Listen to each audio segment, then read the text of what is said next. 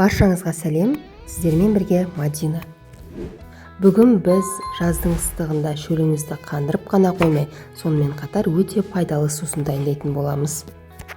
YouTube'дан Мадинадан рецепт деп іздеп, тегін мастер-класстар, выпечка, тәттілердің түр-түрін көре аласыздар. Сонымен қатар менімен бірге дайындап, отбасыңызға қуаныш пен дәмді ас сыйлаңыз. Ал енді өзімізге керек заттар. Мен осылай апельсинді алдын ала қатырып қоямын. Апельсин, лимон, мята, лайм, апельсиннің сиробы және газдалған су, сарыағаш қостым. Барлығын қосып араластырсаңыз, сусынымыз дайын болады. Қалауыңызға қарай мұз қоссаңыз да өте дәмді. Бұл сусын жаздың ыстығында шөліңізді қандырып қана қоймай, сонымен өте пайдалы сусын. Каналға тіркеліп, лайк басып, комментария жазуды ұмытпаңыз. Қазақша контентті қолдап кетіңіз.